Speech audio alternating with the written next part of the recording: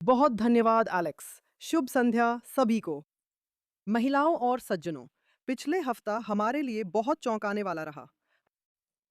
राष्ट्रपति ट्रंप ने एक संघर्ष विराम समझौता तैयार किया है जो तेहरान के निर्देश जैसा लगता है। उन्होंने और जेडी वेंस ने इजराइल पर बेरहमी से हमला बोला, जो इस युद्ध में अमेरिका का करीबी और अनिवार्य सहयोगी है। अब डोनाल्ड ट्रंप एकमात्र अमेरिकी राष्ट्रपति हैं जिन्होंने कभी ईरानी शासन के खिलाफ युद्ध छेड़ा है। उन्होंने और इजराइल ने इसे लगभग काबू में कर लिया था। ईरानी शासन को बेहद कमजोर करने में उनकी उपलब्धियां वाकई चौंका देने वाली रही हैं। तो फिर उन्होंने अचानक दबाव क्यों छोड़ दिया, अपना फायदा क्यों गवा दिया और ईरान को घटनाओं को नियंत्रित करने की ताकत क्यों सौंप दी? मेरा मानना है कि इस पहेली का जवाब अमेरिका, ब्रिटेन और यूरोप से जुड़ा हुआ है। इनमें से कोई भी उस युद्ध को सही से नहीं समझता जो उन सब के खिलाफ लड़ा जा रहा है। ये इतिहास में एक अभूतपूर्व और भूकंपीय क्षण है। इज़राइल और यहूदी दुनिया पर हो रहा हमला हर तरफ से हम पर आ रहा है। 7 अक्टूबर की बर्बरताओं ने पश्चिमी देशों के लिए चुनौती खड़ी की। क्या वो सभ्यता चुनेगा या बर्बरता? अब हम देख सकते हैं कि अफसोस की बात है, पश्चिमी देशों का बड़ा हिस्सा सभ्यता से मुंह मोड़ चुका है। नरसंहारक हमले के खिलाफ इजराइल का समर्थन करने के बजाय उसने इजराइल और यहूदी लोगों के खिलाफ ही रुख अपना लिया है, जो तर्क बुद्धि और नैतिक विवेक की अभूतपूर्व हानि है। जो हम देख रहे हैं वह सबसे पहले और सबसे महत्वपूर्ण इस्लामी युद्ध है जो पश्चिम के खिलाफ छेड़ा गया है, और यह हमला इजराइल और यहूदियों पर हो रहा है। इस्लामवादियों ने हमेशा कहा है, पहले हम यहूदियों के लिए आ रहे हैं और फिर हम ईसाइयों के लिए आएंगे। अफसोस है कि अब ज्यादातर पश्चिमी देश इसे समझ नहीं पा रहे और बातें जोड़ नहीं पा रहे हैं। नतीजतन ब्रिटेन, यूरोप और अमेरिका में खुद की रक्षा के लिए जो जरूरी है उसे करने से इनकार किया जा रहा है। राष्ट्रपति ट्रंप ने जाल से बचने के लिए तुरंत अपना रुख बदल लिया है। ये जाल इसलिए है क्योंकि उनके शब्दों में ईरान द्वारा होर्मुज जलडमरू मध्य को बंधक बनाकर उत्पन्न होने वाली आसन्न वैश्विक आर्थिक आपदा को वे बर्दाश्त नहीं कर सकते। लेकिन हमें ये पूछना होगा कि आखिर इतनी शक्तिशाली अमेरिका एक बेहद कमजोर हो चुके ईरान को कैसे नहीं हरा पा रही है? इसका संक्षिप्त उत्तर ये है कि ऐसा करने के लिए शायद अमेरिकी सैनिकों को जमीन पर उतरना पड़ेगा। और ये ऐसी चीज है जिसे राष्ट्रपति करने के लिए तैयार नहीं होंगे, क्योंकि अमेरिकी जनता इसे स्वीकार नहीं करेगी। ऐसा क्यों है? क्योंकि उन्हें लगता है कि ईरान के साथ युद्ध का उनके अपने हितों से कोई लेना देना नहीं है। अब यह बिल्कुल हैरान करने वाला है जब आप सोचें कि पिछले 4 दशकों से भी ज्यादा समय में सैकड़ों अमेरिकियों पर ईरान ने हमला किया है और उन्हें मार डाला है। उसने युद्ध जारी रखते हुए अमेरिका मुर्दाबाद के नारे लगाए। इस एमओयू में इस पहल का मतलब ये है कि अब हर कोई देख सकता है कि अमेरिका खुद की रक्षा के लिए जरूरी बलिदान देने के लिए तैयार नहीं है, और इससे दुनिया भर से पश्चिम को धमकी देने वाली बुरी ताकतों का हौसला बढ़ेगा। ब्रिटेन और यूरोप युद्ध के लिए बिल्कुल तैयार नहीं हैं। वे कुंबाया उदार सार्वभौमिकतावाद की धुन पर नाचते हैं, जिसका मतलब है कि वे कहते हैं कि हर संघर्ष का अंत बातचीत और समझौते से होना चाहिए, चाहे सामने नरसंहार करने वाले कट्टरपंथी ही क्यों ना हो। वे कहते हैं कि युद्ध से कभी भी कुछ भी हल नहीं हुआ है।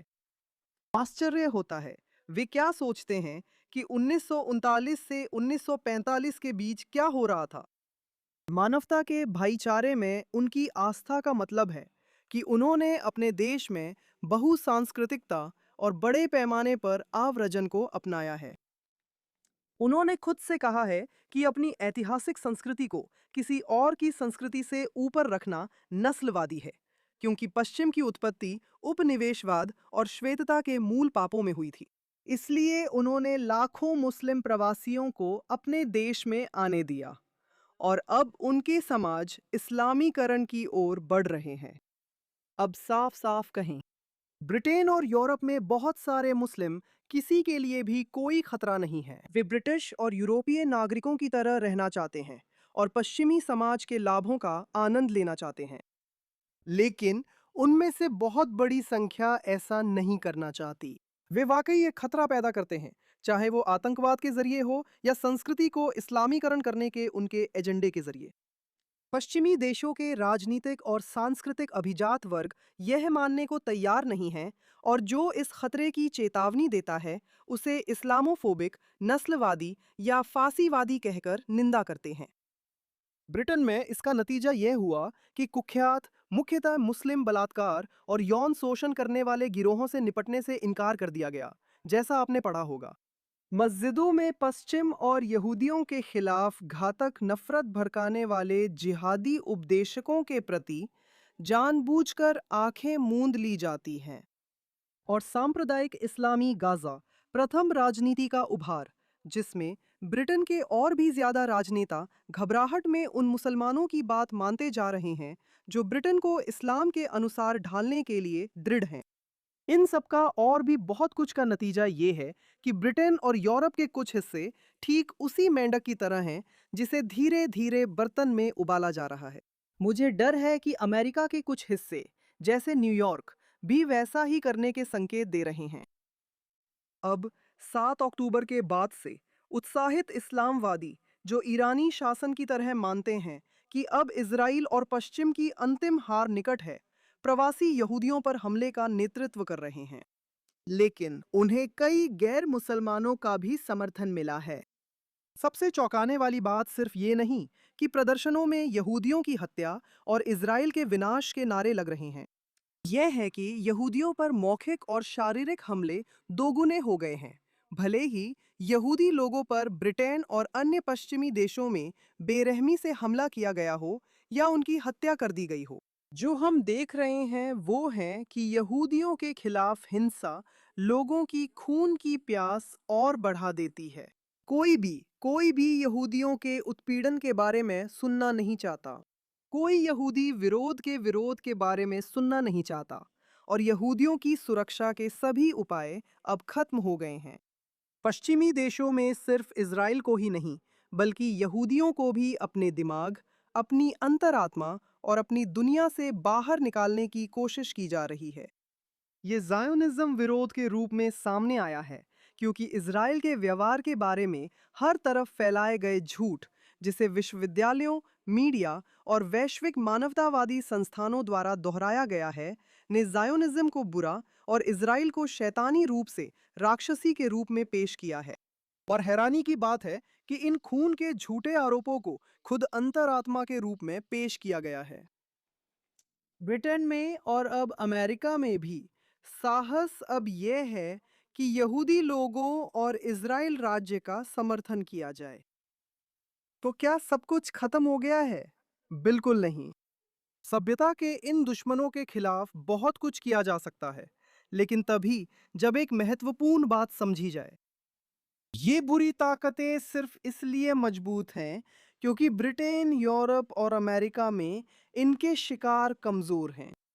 वे कमजोर हैं क्योंकि वे अपनी रक्षा के लिए कदम नहीं उठाते। ईरान मजबूत नहीं है, लेकिन अमेरिका के कई शक्तिशाली हथियार बिल्कुल भी मायने नहीं रखते अगर वह उनका इस्तेमाल नहीं करता।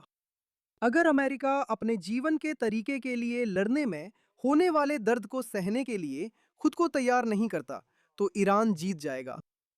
और अमेरिका अपनी सही तरीके से रक्षा नहीं करता क्योंकि वो ये नहीं समझता कि जब उसका दुश्मन, जैसे कि ईरानी शासन, ये मानता है कि भगवान उसे अमेरिका और यहूदियों को नष्ट करने का आदेश दे रहे हैं, तो कोई भी बातचीत उनके द्वारा कमजोरी के रूप में देखी जाती है और अमेरिका को आत्मसमर्पण की ओर बहकाने का एक तरीका होती है। ईरान को हराने के लिए अमेरिका को सभी बातचीत समाप्त करनी होगी और जहां भी जरूरी हो नाकेबंदी, सैन्य कार्रवाई या जमीन पर सैनिक भेजकर लड़ाई करनी होगी। ब्रिटेन और यूरोप मुस्लिम दुनिया के समस्याग्रस्त क्षेत्रों से प्रवास रोकें, मुस्लिम ब्रदरहुड व शरीयत अदालतों पर रोक लगाएं और मस्जिदों में नफरत फैलाने वालों को जेल या देश से बाहर करें तो वे खुद मुकाबला कर सकते हैं। प्रवासी यहूदियों को सबसे पहले लगातार यहूदी विरोधी भावना के बारे में बात करना बंद करके मुकाबला करने में सक्षम होना चाहिए। उन्हें इसकी बजाय पश्चिम को वे ज़रूरी सच बताने शुरू करने चाहिए, जो कभी नहीं बताए जाते। उदाहरण के लिए कि फ़िलिस्तीनी पहचान एक धोखा है, जिसे केवल इज़राइल को नष्ट करने और यहूदियों के अपने इतिहास को उनकी ज़मीन से चुराने के लिए बनाया गया था। उन्हें पश्चिम से कहना चाहिए कि इज़राइल जो कुछ भी करता है, वह सब अंतर्राष्ट्रीय कानून के अनुसार करता है। उन्हें कहना चाहिए कि फ़िलिस्तीनी अरब ही वे लोग हैं जो उपनिवेशवादी बनना चाहते हैं और कि यहूदी राष्ट्रवाद ज़ायोनिज़्म 20वीं सदी का सबसे बड़ा उपनिवेशवाद विरोधी आंदोलन था। और उन्हें अमेरिकियों से भी ये कहना शुरू कर देना चाहिए कि ईरान के खिलाफ युद्ध पश्चिम की रक्षा के लिए एक युद्ध है और ये कि अमेरिका में सभी लोग अपनी सुरक्षा के लिए इज़राइल पर निर्भर हैं। अब 7 अक्टूबर के बाद से इज़राइल ने शेर की तरह लड़ाई लड़ी है। इसके सैनिक ऐसा इसलिए करते हैं क्योंकि वे अपने लोगों के लिए लड़ रहे हैं, जिन्हें वे प्यार करते हैं, क्योंकि वे खून और आंसुओं से जुड़े हुए हैं, अपने इतिहास से, अपनी संस्कृति से और उन पीढ़ियों से जो उनसे पहले आईं और जिन्होंने यहूदी लोगों को जीवित रखने के लिए लड़ाई लड़ी और अपनी जान दी। इज़राइल अपनी रक्षा करने के लिए सबसे भारी कीमत चुकाता है, क्योंकि उसके लोग अपने देश को जीवित रखने के लिए दृढ़ संकल्पित हैं। उनकी पहचान, अपनी संस्कृति और अपने इतिहास के प्रति उनका प्रेम और उनके लोग उन्हें आदर्शवाद, साहस और आशा देते हैं। 7 अक्टूबर के बाद से इज़राइलियों ने एक वीर योद्धा राष्ट्र के रूप में अपनी ऐतिहासिक यहूदी नियति को फिर से अपनाया है। प्रवासी यहूदियों को भी खुद को उस योद्धा राष्ट्र का हिस्सा मानना चाहिए, वरना वे काफी हद तक गायब हो जाएंगे। ब्रिटेन और यूरोप अपनी सांस्कृतिक आत्मघाती प्रवृत्ति से नहीं बच पाएंगे। इस हफ्ते मैं ये देखकर हैरान रह गई कि अमेरिका भी चौंकाने वाली तेजी से उनके साथ शामिल होने की ओर बढ़ रहा है। राष्ट्रपति ट्रंप ईरानी जाल से नहीं बच पाए हैं। जैसा कि मुझे लगता है कि आज उनकी कुछ टिप्पणियां यह दिखाती हैं कि वह इस बात को अच्छी तरह समझते हैं।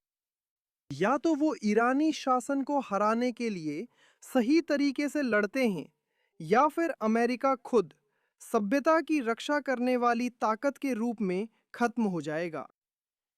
इज़राइल ईरान को बम हासिल करने की अनुमति नहीं देगा।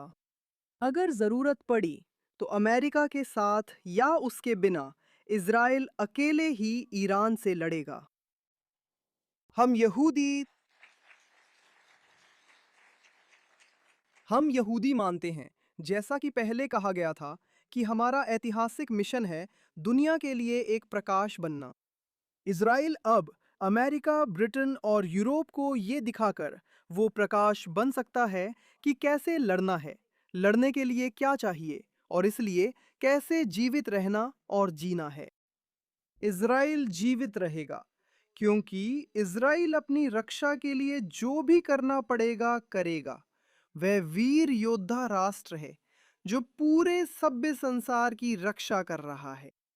ये यहूदियों का क्षण है। एम इसराइल हाय।